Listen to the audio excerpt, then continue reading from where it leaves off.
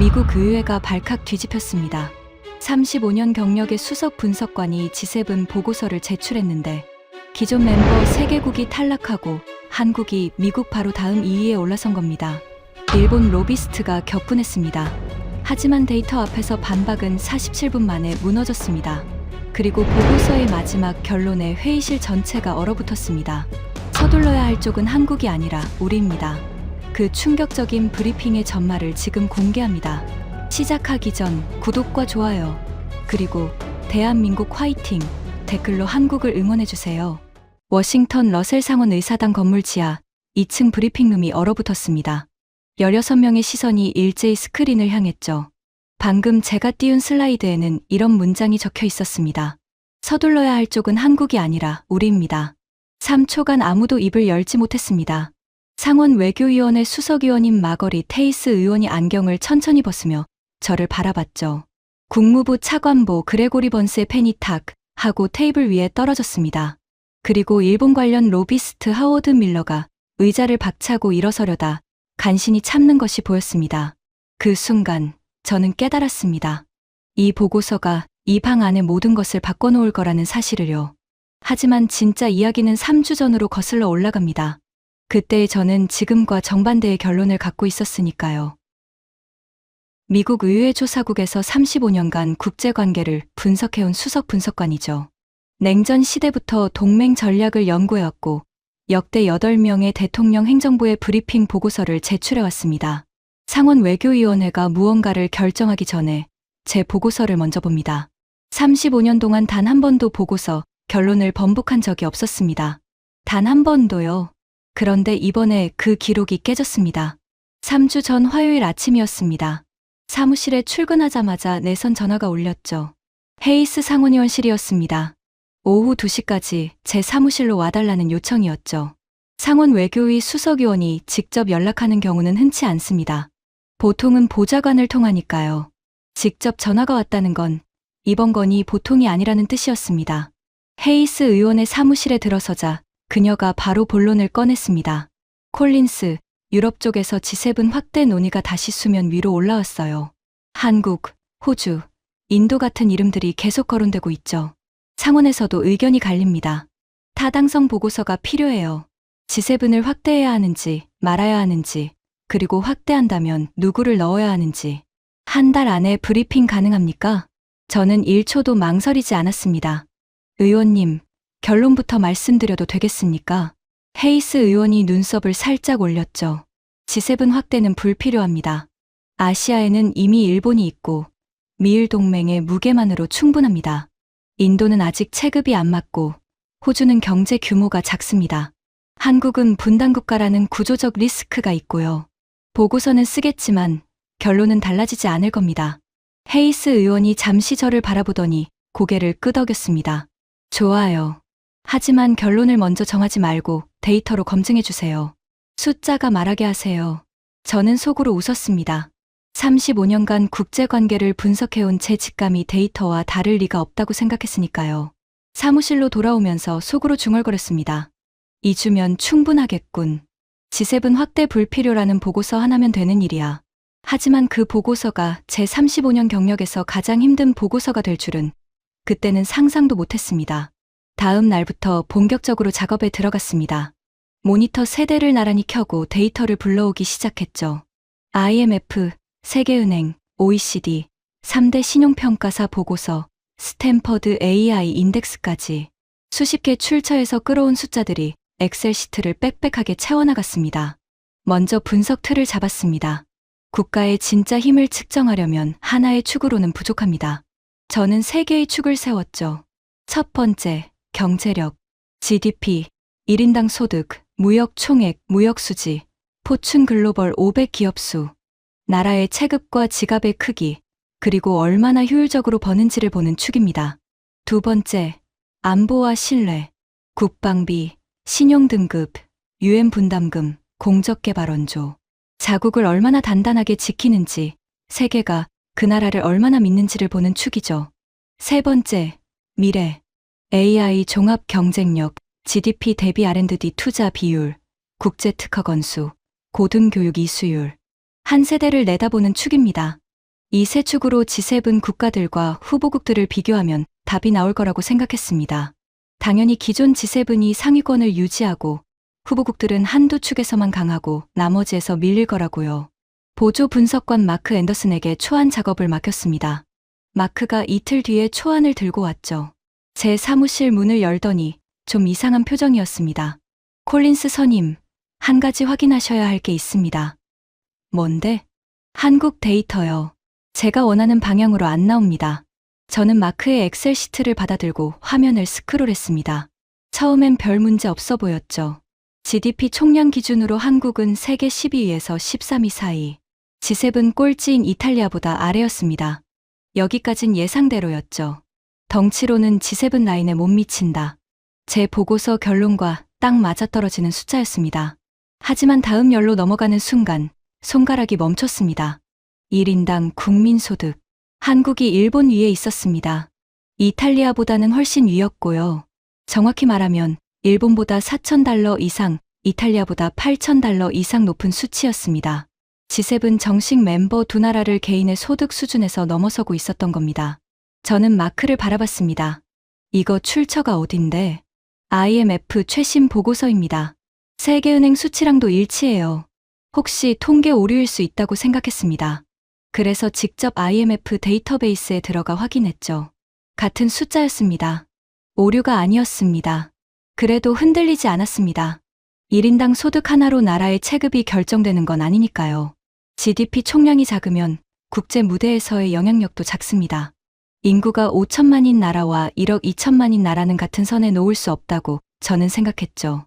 하지만 무역 데이터로 넘어가자 제 논리에 또 균열이 생겼습니다. 무역 흑자 기준으로 G7 국가들을 줄 세웠더니 흑자를 내는 나라가 딱 두 개뿐이었습니다. 독일, 그리고 한국. 나머지 5나라는 전부 적자였죠. 미국, 영국, 프랑스, 일본, 이탈리아, 캐나다. 이 나라들이 전부 무역 적자 상태였습니다. 돈을 버는 것보다 쓰는 게 더 많은 나라들이 G7 테이블에 앉아 있고 꾸준히 흑자를 찍는 나라는 밖에 서 있는 구조였던 겁니다. 저는 모니터에서 눈을 떼고 잠시 창밖을 바라봤습니다. 워싱턴의 겨울 하늘이 잿빛이었죠. 속으로 생각했습니다. 이건 경제 축 하나일 뿐이야. 안보와 미래 축에서는 다를 거야. 한국은 분단국가고 북한이라는 리스크가 있어. 그게 결정적 약점이 될 거야. 마크에게 말했습니다. 안보 축 데이터도 빨리 정리해. 경제 축만으로 결론 내긴 이르니까. 마크가 고개를 끄덕이며 나갔습니다. 하지만 문을 나서기 직전에 돌아보더니 한마디를 덧붙였죠. 선임, 저도 처음엔 한국이 금방 탈락할 줄 알았거든요. 근데 데이터를 만질수록 자꾸 위로 올라옵니다. 경제 축만 그런 게 아닐 수도 있어요. 저는 대답하지 않았습니다. 하지만 마크의 말이 머릿속에 남았죠. 자꾸 위로 올라온다. 그 표현이 신경 쓰였습니다. 사흘 뒤 안보 축 데이터가 마크의 예감이 틀리지 않았다는 걸 증명하기 전까지는요. 안보 데이터를 정리하면서 저는 한국의 국방비 수치를 2번 확인했습니다. 세계 11위, G7 기준으로 보면 6위 수준이었습니다. 이탈리아를 넘어섰고 캐나다보다 훨씬 높았죠. 나토라는 거대한 동맹 우산 아래 있는 나라들보다 동맹 밖에서 정전 상태를 홀로 버티는 나라가 더 많은 돈을 방패에 쓰고 있었습니다. 신용 등급은 더 놀라웠습니다. 3대 평가사 모두에서 AA 등급 이상. 일부 항목에서는 영국이나 프랑스보다 높은 평가를 받고 있었죠. 세계가 이 나라를 믿고 있다는 뜻입니다. 분단국가인데 신용등급이 G7 멤버보다 좋다. 제 머릿속의 전제가 흔들리기 시작한 순간이었습니다. 그리고 미래 축 데이터가 도착했을 때 저는 의자에서 몸을 일으켰습니다. AI 종합 경쟁력 세계 3위. G7 국가들만 놓고 보면 미국 다음으로 1위였습니다. 독일도 아니고 영국도 아니고 프랑스도 아니고 일본도 아니었습니다. 한국이었습니다.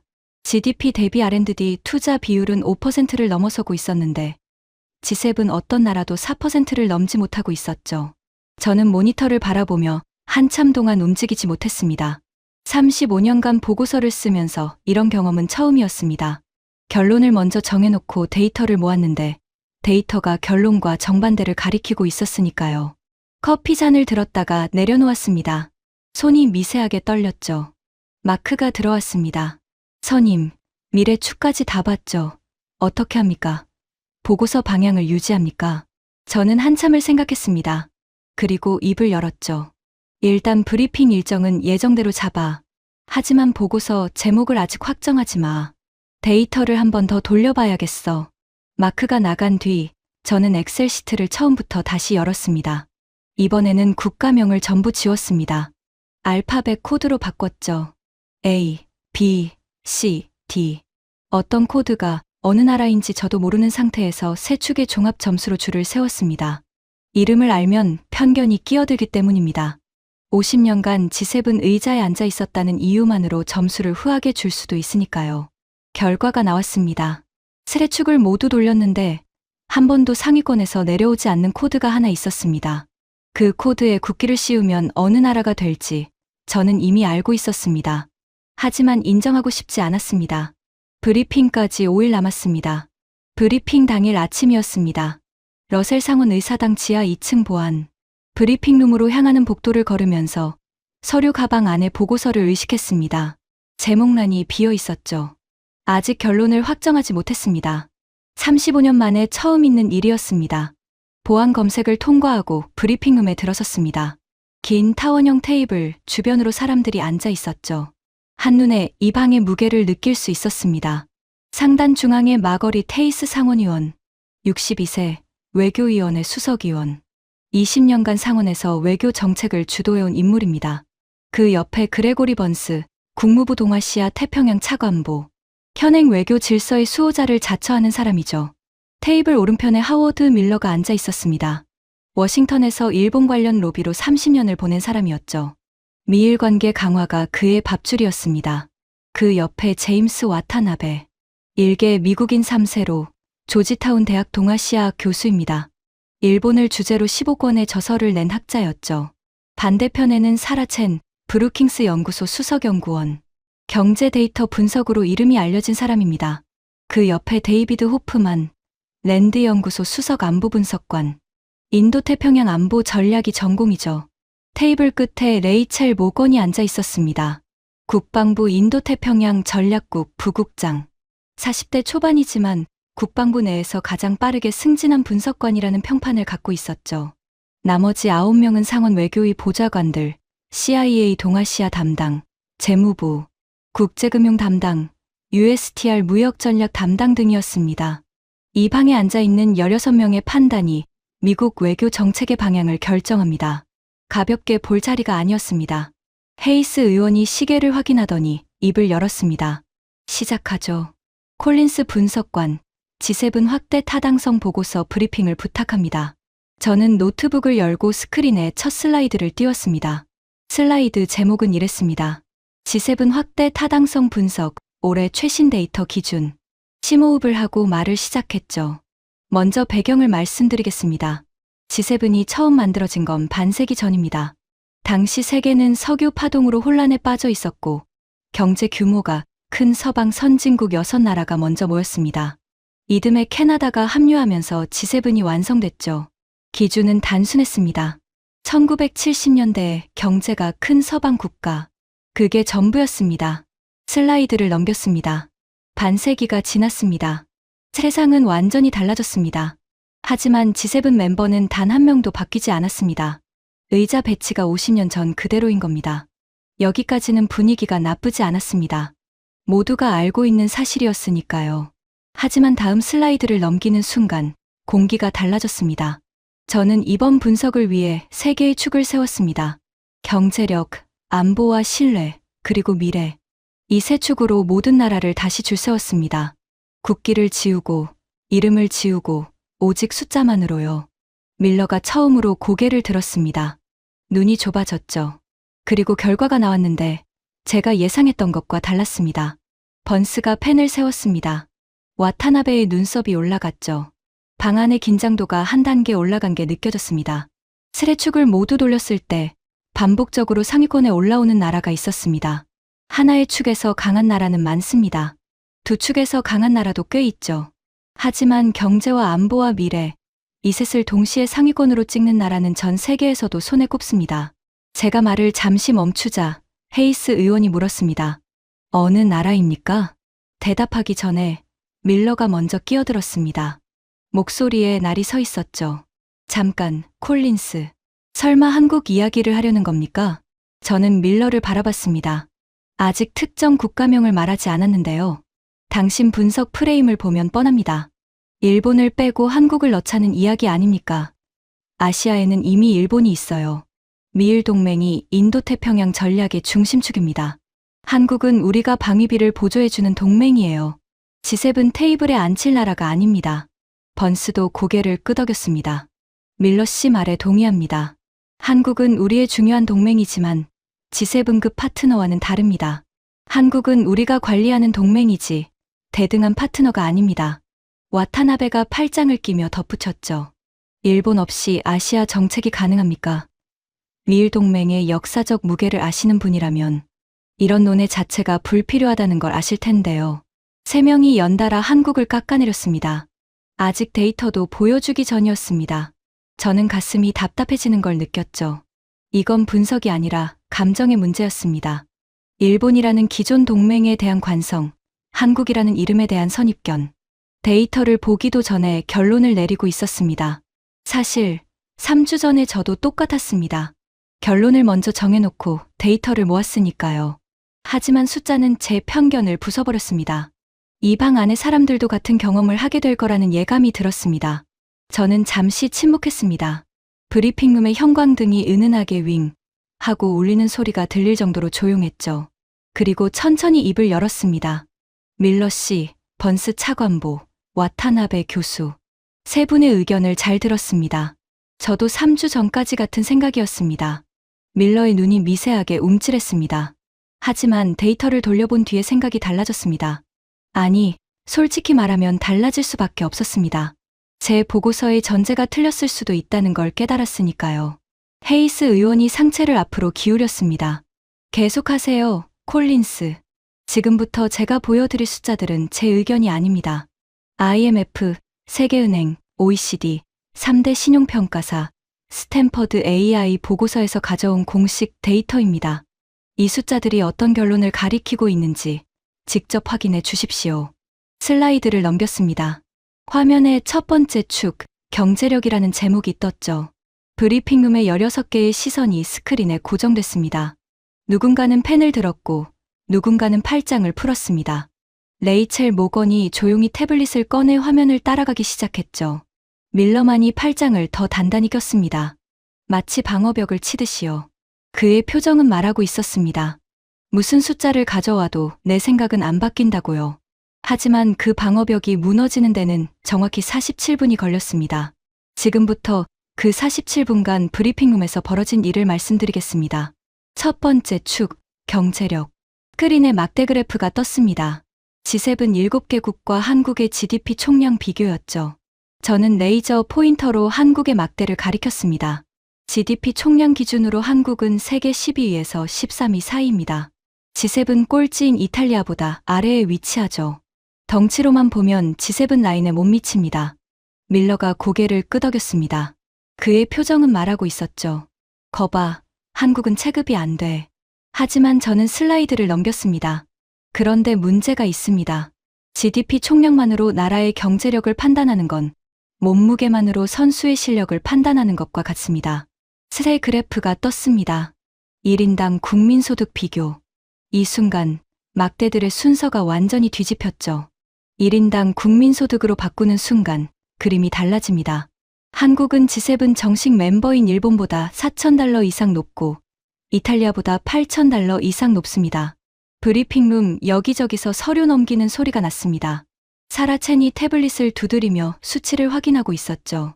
와타나베의 팔짱이 살짝 풀렸다가 다시 조여졌습니다. 다음 슬라이드를 띄웠습니다. 무역수지 비교표였죠. 더 흥미로운 건 무역입니다. G7 7개국의 무역 수지를 보겠습니다. 흑자를 내는 나라가 몇 개일 것 같습니까? 잠시 침묵이 흘렀습니다. 둘입니다. 독일, 그리고 한국. 이 두 나라만 흑자입니다. 미국, 영국, 프랑스, 일본, 이탈리아, 캐나다. 나머지 5은 전부 적자 상태입니다. 사라 첸이 손을 들었습니다. 콜린스 분석관, 잠깐요. GDP 총량이 G7 꼴찌보다 작은 나라를 경제력으로 G7에 넣자는 건 무리 아닙니까? 총량이 작다는 건 세계 경제에 미치는 절대적 영향력이 작다는 뜻입니다. 좋은 반박이었습니다. 저도 처음에 같은 논리로 한국을 걸러내려 했으니까요. 하지만 데이터가 그 논리를 부숴버렸습니다. 첸 박사, 맞는 지적입니다. 하지만 한 가지 더 보시죠. 슬라이드를 넘겼습니다. 포춘 글로벌 500 기업수 비교였죠. G7 국가별 포춘 글로벌 500 기업수입니다. 미국 136개로 압도적 1위. 그 다음 독일 27개, 프랑스 24개, 영국 18개 순입니다. 그리고 한국이 16개. 영국과 불과 2개 차이입니다. 사라첸의 펜이 멈췄습니다. 삼성, 현대, SK, LG, 포스코. 이 기업들의 글로벌 매출과 공급망 영향력을 생각하면 기업 함대 규모에서 한국은 사실상 G7 중위권입니다. GDP 총량은 중견이지만 기업의 전투력은 강대국 수준인 거죠. 레이첼 모건이 태블릿에서 고개를 들었습니다. 뭔가를 확인한 듯 미세하게 고개를 끄덕이는 게 보였죠. 하지만 아직 말은 하지 않았습니다. 저는 경제축을 정리했습니다. 정리하겠습니다. GDP 총량만 보면 한국은 중견입니다. 하지만 1인당 소득은 G7 멤버 두 나라를 넘어섰고 무역에서는 G7 중 독일과 함께 유의한 흑자국이며 기업 함대는 영국급입니다. 덩치는 중견인데 돈 버는 효율은 강대국 상단에 걸쳐 있는 구조입니다. 번스가 입술을 살짝 깨물었습니다. 뭔가 반박하고 싶었지만 숫자가 맞으니 입을 열지 못하는 표정이었죠. 밀러는 여전히 팔짱을 끼고 있었지만 처음 들어왔을 때의 여유는 사라져 있었습니다. 첫 번째 축이 끝났을 뿐인데 브리핑룸의 공기가 이미 달라져 있었습니다. 제가 두 번째 축으로 넘어가기 전에 밀러가 손을 들었습니다. 아니, 들었다기보다는 테이블을 한번 톡 쳤습니다. 콜린스. 목소리가 낮았습니다. 하지만 그 낮은 목소리에 날이 서 있었죠. 경제 수치 몇 개로 G7을 흔들겠다는 겁니까? 한국이 1인당 소득이 높다. 무역 흑자다. 포춘 500이 많다. 그래서요? 이건 G7 가입 심사가 아닙니다. 세계 질서의 문제예요. 밀러가 자리에서 반쯤 일어섰습니다. 한국은 분단국가입니다. 비무장지대에서 포탄 하나면 서울이 불바다가 되는 나라예요. 그런 나라를 세계 최상위 의사결정 테이블에 앉히자고요? G7 테이블에 전쟁 리스크를 올려놓겠다는 겁니까? 브리핑룸이 팽팽해졌습니다.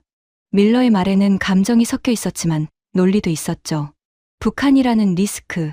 이건 한국의 가장 분명한 약점이고 제가 처음에 한국을 탈락시키려 했던 핵심 이유이기도 했습니다. 와타나베가 바통을 이어받았습니다. 밀러 씨의 말에 덧붙이겠습니다. 일본은 반세기 동안 미국의 아시아 전략에서 타적화를 해왔습니다. 미일 동맹은 세계에서 가장 견고한 양자 동맹 중 하나예요. 그 역사적 무게를 경제 수치 몇 줄로 대체하겠다는 건 무리입니다. 와타나베의 말투는 밀러보다 차분했지만 그 안에 담긴 메시지는 더 강했습니다. 일본을 건드리지 마라. 그게 본심이었죠. 번스도 가세했습니다. 현실을 봐야 합니다. 콜린스. 한국은 중요한 동맹이지만 미국이 설계한 안보 구조 안에서 역할을 수행하는 파트너입니다. G7은 그 구조를 설계하는 테이블이에요. 한국은 아직 설계자가 아니라 참여자입니다. 세 사람이 연달아 반박했습니다. 브리핑룸의 분위기가 무거워졌죠. 보좌관 몇 명이 불안한 눈으로 저와 밀러를 번갈아 바라봤습니다. 제가 밀리고 있다는 걸 느끼고 있었을 겁니다. 솔직히 말하면 3주 전에 저라면 이 세 사람의 편이었을 겁니다. 한국은 분단국가다. 일본이 아시아 대표다. 한국은 관리 대상이지 대등한 파트너가 아니다. 이게 워싱턴의 주류 인식이었고 제 인식이기도 했으니까요. 하지만 저는 3주 동안 숫자를 봤습니다. 숫자는 감정이 없습니다. 편견도 없죠. 그냥 사실만을 말합니다. 그리고 그 숫자들이 제게 말한 건 이 방 안의 주류 인식이 현실과 어긋나 있다는 거였습니다. 저는 숨을 고르고 대답했습니다. 밀러 씨, 분단국가 리스크는 중요한 지적입니다. 와타나베 교수의 미일동맹 역사도 부정하지 않겠습니다. 번스 차관보의 안보 구조론도 일리가 있습니다. 밀러가 살짝 고개를 끄덕였습니다. 자기 논리가 통했다고 생각한 거죠. 하지만 지금 제가 보여드린 건 첫 번째 축, 경제력 하나일 뿐입니다. 세 분의 반박 대부분은 두 번째 축, 안보와 신뢰에 해당하는 내용이죠. 마침 다음 슬라이드가 바로 그 주제입니다. 저는 밀러를 똑바로 바라봤습니다. 분단국가라는 리스크가 한국의 결격 사유가 되는지 숫자로 확인해 보시죠. 밀러의 눈이 미세하게 움찔했습니다. 하지만 금방 표정을 굳혔죠. 그는 여전히 자기가 이기고 있다고 생각했을 겁니다. 분단국가라는 카드는 반박하기 어려우니까요. 적어도 데이터를 보기 전까지는 그랬습니다. 두 번째 축, 안보와 신뢰. 스크린에 새 슬라이드가 떴습니다. 국방비 비교 그래프였죠. 국방비부터 보겠습니다. G7 7개국과 한국의 국방비를 나란히 놓았습니다. 막대 그래프의 순서를 가리켰습니다. 1위 미국, 이건 당연하죠. 2위 영국, 3위 독일, 4위 프랑스. 여기까지가 나토의 핵심 회원국들입니다. 그리고 5위가 한국입니다. 6위 이탈리아, 7위 일본, 8위 캐나다 순이죠. 와타나베의 얼굴에 미세한 변화가 지나갔습니다. 일본이 한국보다 아래라는 사실을 방금 확인한 거였죠. 한국의 국방비는 이탈리아를 넘어섰고 일본에 근접해 있습니다. 나토 회원국들이 방위비 분담 의무로 GDP 2%를 맞추기 위해 안간힘을 쓰고 있는데 한국은 이미 그 수준을 자발적으로 초과하고 있습니다. 동맹 밖에서 정전 상태를 홀로 버티면서요. 호프만이 손을 들었습니다. 랜드연구소 수석 안보분석관답게 질문이 날카로웠죠. 콜린스 분석관, 국방비 수치만으로 안보 역량을 판단하는 건 위험합니다. 한국의 안보 환경은 G7 어떤 나라와도 다릅니다. 북한이라는 실존적 위협이 바로 코앞에 있어요. 국방비가 높은 건 선택이 아니라 생존의 문제입니다. 그걸 G7 자격의 근거로 쓸 수 있습니까? 호프만 박사, 정확한 지적입니다. 국방비가 높은 게 자동으로 강점이 되지는 않죠. 그래서 다른 지표도 함께 보겠습니다. 슬라이드를 넘겼습니다. 방산 수출 실적입니다. 한국은 최근 수년간 방산 수출에서 세계 10위권에 진입했습니다. K9 자주포는 8개국 이상에 수출됐고 KF-21 전투기와 천궁 미사일 체계까지 해외 수주가 이어지고 있습니다. 레이첼 모건이 처음으로 입을 열었습니다. 잠깐, 이 방산 수출 데이터를 제가 확인해도 되겠습니까? 그녀가 태블릿을 들어보였습니다. 국방부 내부 데이터베이스에 접속해 있었죠. 콜린스 분석관의 수치가 맞습니다. 한국 방산 수출은 최근 5년간 약 3배 성장했습니다. 제가 보고 있는 국방부 데이터로는 나토 회원국 30개국 중 절반 이상이 한국산 무기 체계를 도입했거나 도입을 검토 중입니다. 브리핑룸이 술렁였습니다. 국방부 현직자가 데이터를 확인해 준 겁니다. 밀러의 얼굴이 살짝 굳었죠. 레이첼이 계속했습니다. 제가 인도태평양 전략국에서 매일 보는 보고서에도 한국의 방산 역량이 빠지지 않습니다. 솔직히 말하면 이 정도 방산 수출 실적이면 나토 회원국 절반보다 방산 역량이 앞선다고 봐야 합니다. 첫 동요자가 나왔습니다. 레이첼 모건. 국방부 데이터라는 무기로 무장한 동요였죠. 호프만이 입술을 깨물며 태블릿을 다시 들여다봤습니다. 반박할 숫자를 찾는 표정이었습니다. 저는 다음 슬라이드로 넘어갔습니다. 신용등급 비교표였죠. 안보만이 아닙니다. 신뢰도를 보겠습니다. 3대 국제 신용평가사 무디스, S&P, 피치의 종합 등급입니다. 표를 가리켰습니다. 한국은 세 곳 모두에서 AA 등급 이상입니다. 이게 어느 수준이냐 하면 G7 멤버인 이탈리아보다 3단계 이상 높고 일부 항목에서는 영국이나 프랑스와 같거나 그 위입니다. 번스의 펜이 또 한 번 탁 하고 테이블에 떨어졌습니다. 이번에는 춥지 않았죠. 분단국가인데 신용등급이 G7 멤버보다 좋다? 이건 세계 금융시장이 내린 판단입니다. 전쟁 리스크가 있는 나라에 이 등급을 주지는 않습니다. 세계가 이 나라를 믿고 있다는 뜻이죠. 밀러가 참지 못하고 끼어들었습니다. 신용등급은 경제 지표에 기반한 평가입니다. 안보 리스크와는 다른 차원이에요. 밀러 씨, 신용평가사의 국가 등급 산정에는 정치적 안정성과 지정학적 리스크가 반드시 포함됩니다. 전쟁 리스크가 높은 나라는 절대로 AA 등급을 받지 못합니다. 이 등급 자체가 안보 리스크를 반영한 결과물인 겁니다. 밀러가 입을 다물었습니다. 반박할 근거를 찾지 못한 거죠. 하지만 그의 표정은 여전히 완고했습니다. 숫자를 인정하는 것과 마음을 바꾸는 건 다른 문제니까요. 저는 안보 축을 정리했습니다. 정리하겠습니다. 한국의 국방비는 G7 기준 5위, 이탈리아와 캐나다를 넘어서고 일본에 근접합니다. 방산 수출은 나토 회원국 절반보다 앞서는 수준이고 신용등급은 3대 평가사 모두 AA 등급 이상으로 G7 일부 멤버보다 높습니다. 잠시 숨을 고르고 덧붙였습니다. 밀러 씨가 지적하신 분단국가 리스크 맞습니다. 한국에는 북한이라는 위협이 있죠. 하지만 그 위협을 70년간 자력으로 관리하면서 동시에 경제를 세계 상위권으로 끌어올리고 방산을 수출 산업으로 키우고 세계 최상위 신용등급까지 받아낸 나라입니다. 이건 리스크가 아니라 리스크를 관리하는 능력의 증거입니다. 호프만이 고개를 천천히 기울였습니다.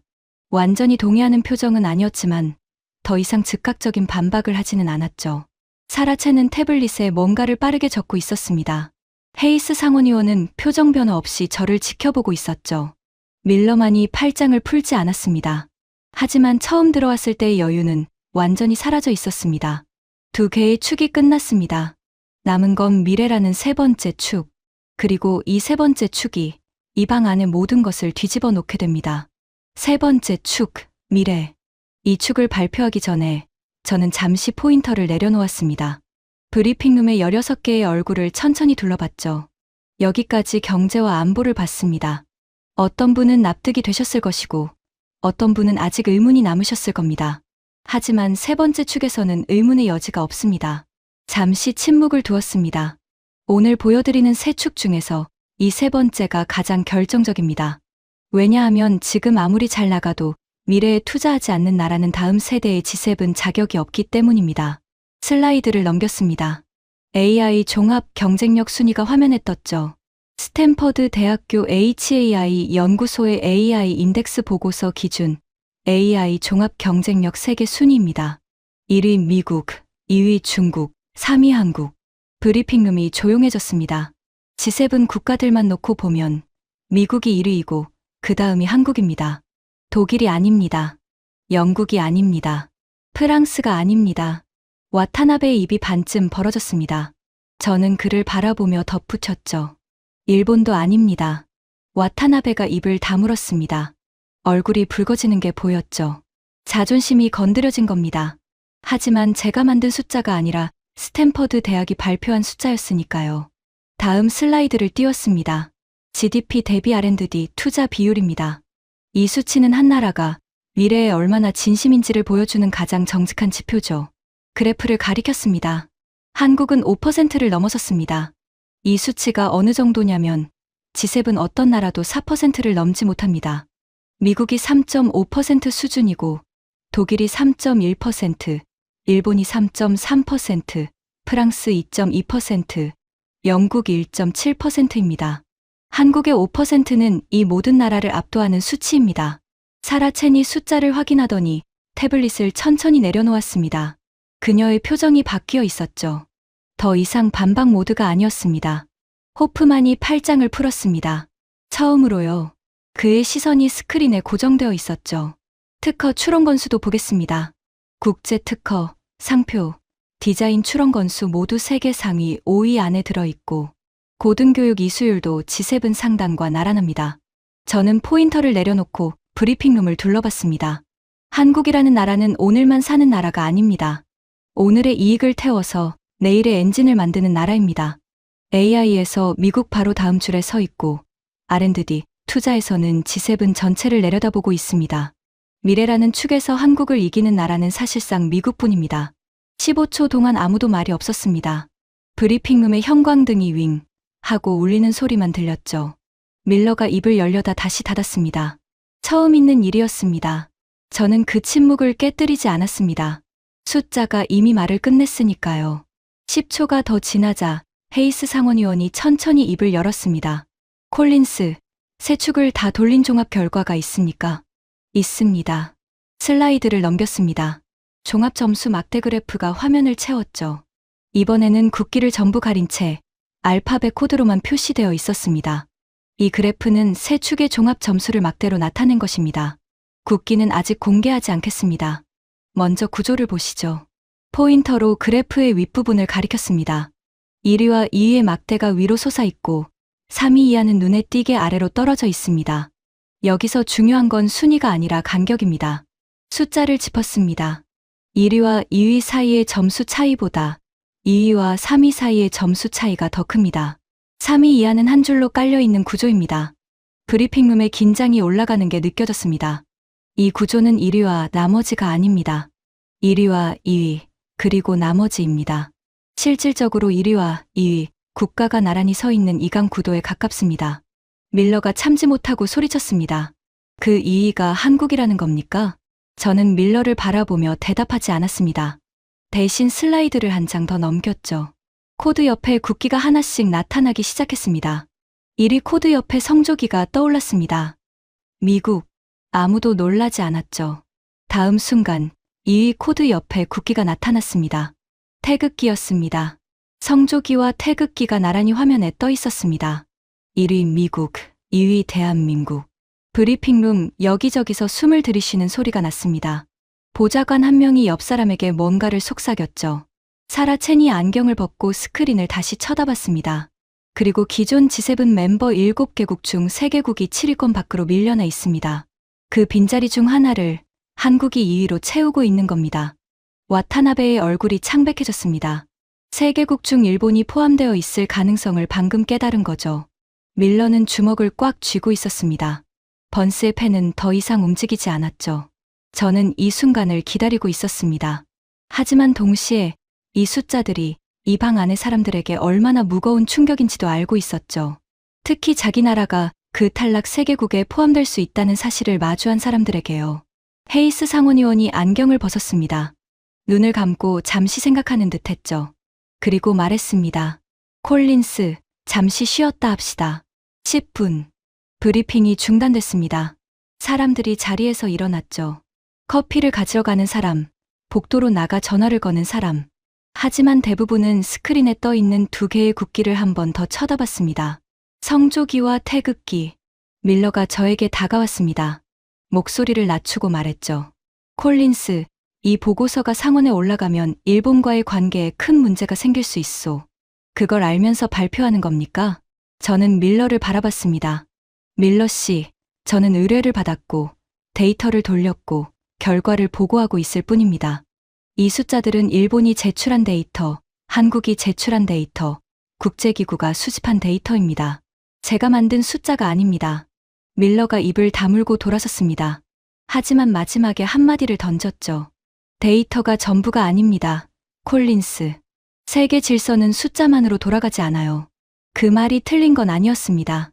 하지만 숫자를 무시하고 세계 질서를 유지할 수 있는 시대도 이미 끝났죠. 쉬는 시간이 끝나고 사람들이 다시 자리에 앉았습니다. 분위기가 전과 달랐습니다. 반발의 에너지가 줄었고 대신 묵직한 무게가 방 안에 깔려 있었죠.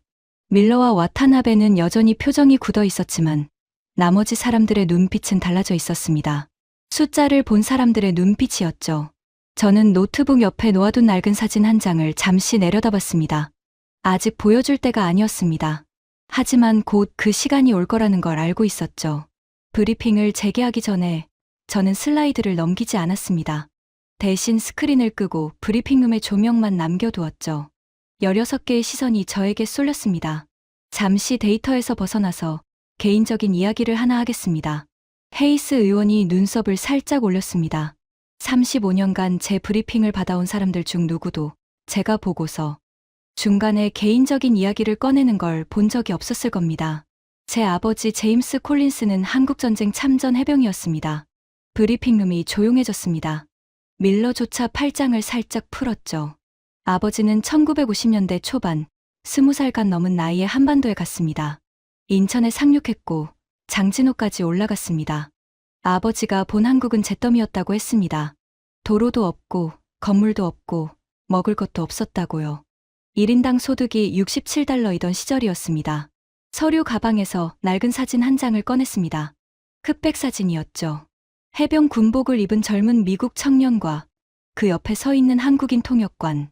배경은 폐허였습니다. 이 사진은 아버지의 유품에서 나온 겁니다. 옆에 서 있는 분은 아버지와 함께 근무했던 한국인 통역관이었습니다. 이름은 모릅니다. 아버지는 그분을 미스터 김이라고만 불렀다고 하셨죠. 사진을 테이블 위에 올려놓았습니다. 가까이 앉은 사람들이 몸을 기울여 봤죠. 아버지는 생전에 종종 이런 말씀을 하셨습니다. 잠시 숨을 고르고 아버지의 목소리를 떠올렸습니다. 리처드, 그 나라 사람들은 폐허 위에서도 아이들을 학교에 보냈어. 먹을 게 없는데도 책을 구해다가 가르치더라. 그 나라는 반드시 일어설 거야. 나는 그걸 봤어. 브리핑룸이 고요했습니다. 펜 소리도, 태블릿 두드리는 소리도 멈춰 있었죠. 솔직히 말하면 저는 아버지의 그 말을 참전 군인의 감상 정도로 치부했습니다. 전쟁터에서 겪은 감정이 기억을 미화한 거라고 생각했죠. 한국이라는 나라에 대해 제가 갖고 있던 이미지는 분단국가, 북한 리스크, 미국이 지켜주는 동맹. 그게 전부였습니다. 밀러를 바라봤습니다. 그의 표정이 처음으로 방어적이지 않았습니다. 3주 전까지 저도 이 방이 여러분과 같은 생각이었습니다. 한국은 우리가 관리하는 동맹이지, G7 테이블에 앉힐 파트너가 아니라고요. 번스를 바라봤습니다. 번스가 시선을 피하지 않았죠. 하지만 데이터를 돌리면 돌릴수록 아버지의 말이 감상이 아니었다는 걸 깨달았습니다. 서류 가방에서 접힌 편지 한 장을 더 꺼냈습니다. 누렇게 바랜 종이였죠. 이것도 아버지 유품입니다. 아버지가 한국에서 미국으로 돌아오기 직전에 쓴 편지입니다. 어머니에게 보내려다 결국 보내지 못한 편지였죠. 아버지가 돌아가시고 3년 뒤에 서랍 뒤편에서 발견했습니다. 편지를 펼쳤습니다. 손이 미세하게 떨렸죠. 35년간 브리핑에서 손이 떨린 적은 한 번도 없었습니다. 한 구절만 읽겠습니다. 목소리를 가다듬었습니다. 메리, 오늘 미스터 김과 함께 마을을 걸었어. 포탄 자국 사이로 아이들이 뛰어다니고 있었어. 어떤 아주머니가 판잣집 벽에 구구단표를 붙여놓고 아이들을 가르치고 있더라. 먹을 것도 없는데 말이야. 나는 미스터 김에게 물었어. 왜 먹을 것도 없는데 공부를 시키느냐고. 미스터 김이 웃으면서 말했어. 콜린스 중사, 우리는 배가 고프면 책을 펴니다. 그래야 내일은 배가 안 고프니까요. 브리핑룸에 아무 소리도 없었습니다. 형광등의 윙 하는 소리마저 멈춘 것 같았죠. 그리고 아버지는 이렇게 적었습니다. 마지막 문장을 읽었습니다. 이 나라는 우리가 생각하는 것보다 훨씬 대단한 나라가 될 거야. 언젠가 세계가 이 나라를 놀라운 눈으로 바라보는 날이 올 거다. 나는 그걸 확신해. 편지를 접었습니다. 테이블 위에 내려놓았죠. 사진 옆에요. 레이첼 모건이 입술을 꾹 깨물고 있었습니다. 사라 첸이 안경을 벗고 눈가를 손가락으로 훑었죠. 호프만이 고개를 살짝 숙이고 있었습니다. 와타나베의 표정이 달라져 있었습니다. 분노가 아니라 뭔가를 곱씹는 얼굴이었죠. 밀러는 팔짱을 풀고 있었습니다. 그의 시선이 테이블 위의 흑백 사진에 멈춰 있었죠. 헤이스 상원의원이 안경을 벗고 눈을 감았습니다. 5초, 10초, 그리고 천천히 눈을 뜨며 말했죠. 콜린스, 계속하세요. 저는 고개를 끄덕였습니다. 70년 전 아버지가 폐허에서 본 것을 저는 오늘 데이터에서 확인하고 있습니다. 배가 고프면 책을 펴는 나라. 그 나라가 GDP 대비 R&D 투자 세계 최상위, AI 경쟁력 세계 3위, G7 기준으로는 미국 다음 1위라는 숫자를 찍고 있는 겁니다. 스크린을 다시 켰습니다. 성조기와 태극기가 나란히 떠있는 슬라이드가 다시 나타났죠. 아버지가 옳았습니다. 아버지가 폐허에서 본 건 감상이 아니었습니다. 그건 예언이었습니다. 저만 몰랐을 뿐입니다. 브리핑룸의 분위기가 완전히 전환되었습니다. 반발과 논쟁의 에너지가 사라지고 그 자리를 묵직한 무게가 채우고 있었죠. 데이터가 만든 충격에 이야기의 힘이 더해진 순간이었습니다. 하지만 브리핑은 아직 끝나지 않았습니다. 가장 중요한 질문이 남아 있었으니까요. 한국이 G7에 들어갈 자격이 있느냐가 아니라 G7이 한국에게 가치 있는 모임이냐는 질문. 이 질문을 던지는 순간 이 방 안의 모든 것이 뒤집힐 겁니다. 브리핑이 재개되자 밀러가 먼저 입을 열었습니다. 이번에는 소리를 지르지 않았죠. 오히려 목소리가 낮아져 있었습니다. 낮은 목소리에 절박함이 섞여 있었죠. 콜린스, 당신의 데이터를 부정하지는 않겠습니다. 숫자가 그렇다는 건 인정합니다. 브리핑룸이 살짝 술렁였습니다. 밀러가 숫자를 인정하다니 처음 있는 일이었으니까요. 하지만 밀러는 거기서 멈추지 않았습니다. 하지만 G7은 숫자만으로 결정되는 게 아닙니다. 반세기의 전통이 있어요.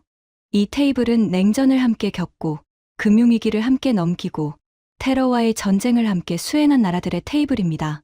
그 역사적 무게를 엑셀 시트 몇 장으로 부술 수 있다고 생각합니까? 밀러가 테이블 위의 흑백 사진을 힐끗 바라보더니 시선을 돌렸습니다. 당신 아버지의 이야기는 감동적입니다. 진심으로요.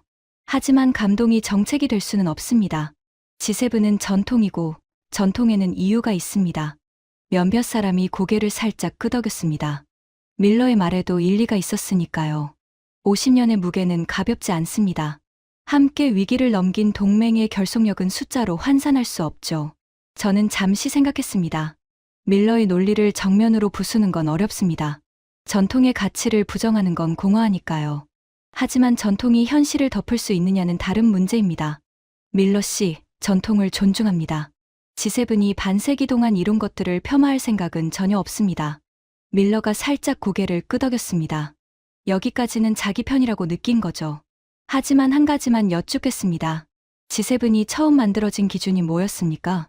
밀러가 대답하지 않았습니다. 대신 번스가 입을 열었죠. 1970년대에 경제 규모가 큰 서방 선진국들이었죠. 맞습니다. 1970년대 기준으로 경제가 큰 나라들. 그게 전부였습니다. 냉전의 결속도, 테러와의 전쟁도, 금융위기의 공동 대응도 전부 그 이후에 쌓인 것들이죠. G7의 본래 기준은 순수하게 경제 체급이었습니다. 슬라이드를 하나 띄웠습니다. 1975년과 현재의 GDP 순위 변화를 나란히 놓은 표였죠. 50년 전 기준으로 뽑은 멤버가 한 명도 바뀌지 않고 그대로 앉아 있습니다. 세상은 완전히 달라졌는데 의자 배치만 그대로인 겁니다. 밀러 씨, 그것이 전통입니까? 아니면 관성입니까? 밀러의 입이 열렸다가 닫혔습니다. 반박을 준비했지만 단어가 나오지 않는 표정이었죠. 그때 와타나베가 말했습니다. 모두가 예상하지 못한 말이었죠. 콜린스 분석관. 와타나베의 목소리는 차분했습니다. 하지만 그 안에 뭔가가 달라져 있었습니다. 처음 들어왔을 때의 오만함이 사라져 있었죠. 저도 도쿄에서 같은 숫자를 봤습니다. 브리핑룸이 얼어붙었습니다.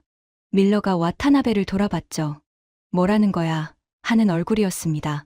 제가 조지타운에 오기 전 도쿄에서 외무성 자문위원을 했었습니다. 그때 비슷한 분석을 본 적이 있어요. G7 국가들의 세대별 경쟁력 변화 추이를 분석한 내부 보고서였죠. 와타나베가 잠시 말을 멈추었습니다.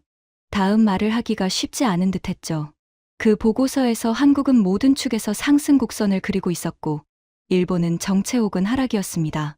외무성은 그 보고서를 묻었습니다. 공식 논의 대상에서 제외시켰죠. 밀러가 와타나베에게 날카로운 시선을 보냈습니다. 하지만 와타나베는 밀러를 보지 않았죠. 콜린스 분석관의 데이터가 맞습니다. 일본에서도 같은 숫자가 나왔고 일본 정부는 그 숫자를 외면했습니다. 저도 외면하는 쪽에 서 있었죠. 와타나베가 천천히 고개를 들어 스크린을 바라봤습니다. 성조기와 태극기가 나란히 떠 있는 화면을요. 학자로서 솔직하게 말하겠습니다. 오늘 이 자리에서 감정으로 반박하는 건 쉽습니다. 하지만 숫자를 본 이상 모른 척하는 건 학자로서 할 일이 아닙니다. 브리핑룸에 잔잔한 탄성이 퍼졌습니다. 일개 미국인 학자가 일본 정부의 은폐를 인정하고 한국의 데이터를 공개적으로 승인한 겁니다. 밀러의 가장 강력한 동맹이 진영을 바꾼 순간이었죠. 밀러가 혼자 남았습니다. 번스는 이미 30분 전에 펜을 내려놓았고 사라체는 고개를 끄덕이고 있었으며 호프만은 팔짱을 풀고 메모를 하고 있었습니다. 레이첼은 처음부터 데이터를 확인한 쪽이었죠. 밀러가 입을 열려다가 브리핑룸을 한번 둘러봤습니다. 자기 편이 아무도 없다는 걸 확인한 거죠. 밀러는 입을 다물었습니다. 팔짱을 끼지도 않았습니다. 그냥 의자 등받이에 몸을 기대고 천장을 올려다봤죠. 그 순간 밀러의 방어벽이 무너졌습니다. 소리 없이 조용히. 밀러가 침묵한 뒤 브리핑룸에 짧은 정적이 흘렀습니다. 그 정적을 깬 건 헤이스 상원의원이었죠. 콜린스. 헤이스가 안경을 다시 쓰며 저를 바라봤습니다. 당신의 최종 결론을 듣겠습니다. 저는 노트북을 닫았습니다. 슬라이드도, 그래프도, 비교표도 더 이상 필요 없었죠. 세 축을 다 돌렸고, 반박을 다 받았고, 남은 건 결론뿐이었습니다. 의원님, 3주 전 제가 이 의뢰를 받았을 때, 결론을 먼저 정해놓고 시작했습니다. G7 확대는 불필요하다. 아시아에는 일본이 있으니 충분하다. 한국은 분단국가이니 부적격이다. 이게 제 전제였죠. 헤이스가 고개를 끄덕였습니다. 하지만 데이터를 돌릴수록 그 전제가 무너졌습니다. 국기를 지우고 숫자만으로 줄을 세우니 기존 G7 멤버 중 3개국이 7위권 밖으로 밀려나고 그 자리를 한국이 2위로 채우고 있었습니다. 1위 미국과 2위 한국 사이의 점수 차이보다 2위 한국과 3위 사이의 점수 차이가 더 컸습니다. 잠시 숨을 고르고 말했습니다. 보고서 제목을 바꾸겠습니다. G7 확대 타당성 분석이 아니라 G7 재편 필요성 보고서입니다. 브리핑룸 여기저기서 펜이 움직이는 소리가 났습니다. 한국의 의자는 이미 예약되어 있습니다. 경제, 안보, 미래 세 축 모두에서 G7 상위권에 자리 잡은 나라를 밖에 세워두는 건 현실을 부정하는 일입니다. 여기까지는 이 방 안의 사람들이 예상할 수 있는 결론이었을 겁니다. 데이터가 그렇게 말하고 있으니까요. 하지만 저는 여기서 멈추지 않았습니다. 하지만 진짜 질문은 따로 있습니다. 헤이스의 눈이 미세하게 커졌습니다. 지금까지 우리는 한국이 G7에 들어갈 자격이 있느냐를 따졌습니다. 하지만 이건 틀린 질문입니다. 브리핑룸이 조용해졌습니다. 맞는 질문은 이겁니다. G7이 한국에게 가치 있는 모임입니까? 밀러가 고개를 들었습니다. 번스의 눈이 커졌죠. 사라 첸의 펜이 멈췄습니다. 한국의 무역 라인은 이미 전 세계에 뻗어 있습니다. 미국, 유럽, 아세안, 중동, 중남미, 아프리카까지 G7에 가입한다고 해서 갑자기 새로 열리는 시장이 있겠습니까? 거의 없습니다. 안보는 이미 미국과 군사동맹으로 묶여 있고 외교 공간은 G7 멤버인 캐나다보다 넓습니다. 숫자를 하나 더 던졌습니다. 한국의 외교 공간 수는 187개입니다. 이미 G7 멤버들과 비슷하거나 그 이상의 글로벌 네트워크를 갖추고 있는 겁니다. 헤이스가 상체를 앞으로 기울였습니다. 한국은 G7이라는 간판 없이도 이미 세계 경제와 직접 연결된 나라입니다.